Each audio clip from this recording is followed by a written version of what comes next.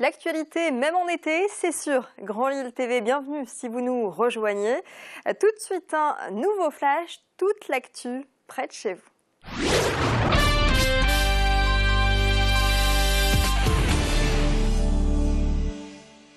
Un fonctionnaire de police a mis fin à ses jours ce lundi dans les locaux du commissariat central de Lille. Ce brigadier du raid ne possédait plus son arme de service, mais il aurait réussi à accéder à un atelier d'armes. Il s'est suicidé d'une balle dans la poitrine. Selon l'AFP, son état dépressif était connu de sa hiérarchie. Le fonctionnaire de police n'était plus en activité au sein du raid et gérait des tâches administratives. L'enquête a été confiée à l'IGPN, l'Inspection générale de la police nationale. Déception au LMR, le club de rugby de Lille se voit de nouveau refuser l'accès à la Pro D2. Le comité national olympique et sportif français a émis un avis défavorable en ce lundi, après son entrevue la semaine dernière avec les dirigeants du club. Rappelons que le LMR avait décroché son passeport pour la Pro D2 en mai dernier face à Nevers.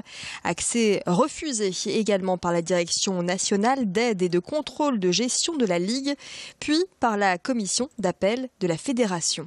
En cause, une dette de 800 000 € cumulée entre 2011 et 2014.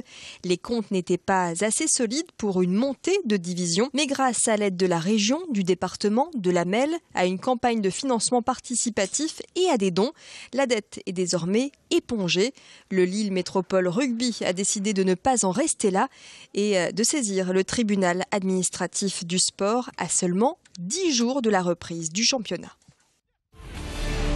Les moissons touchent à leur fin dans le département du Nord. Depuis une dizaine de jours, comme ici à Ronques et à Lincel, les agriculteurs profitent de l'ensoleillement pour récolter les céréales. L'épisode caniculaire n'a pas eu d'incidence sur la production. Au contraire, le blé a terminé son cycle de maturation dans des conditions optimales. Les moissons se sont achevées ce week-end. Bonne nouvelle côté qualité avec un blé riche en protéines qui contient entre 13 et 15% d'humidité. Bonne nouvelle également côté quantité. Témoignage d'un agriculteur membre de la CUMA, une société coopérative agricole. Oui, la météo, c'est vrai qu'on a eu de la chance. On a commencé dimanche dernier. Et puis, on a eu une averse entre deux. On a dû arrêter une journée. Mais bon, globalement, c'est vrai que c'est une bonne saison pour nous. C'est vrai qu'il faisait quand même à un moment donné chaud au mois de fin juin. On avait peur. Mais bon, globalement, le nord de la France, c'est vrai que... Bon, on n'a pas eu trop de chaleur quand même comme dans le sud, mais c'est arrivé sur un cycle en fin de cycle du blé, donc ça n'a pas apporté beaucoup de préjudice pour la récolte.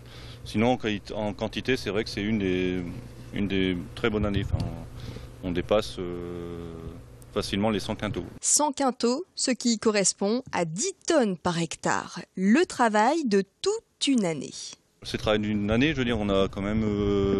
on a semé, on a soigné la culture. Bon, c'est vrai qu'on est content de la récolter au bon moment et avoir de la qualité. Donc bon, c'est un plaisir de récolter. Par contre, c'est vrai que bon, c'est une période assez difficile. Des fois, on a travaillé de nuit. Enfin, la nuit d'avant, j'ai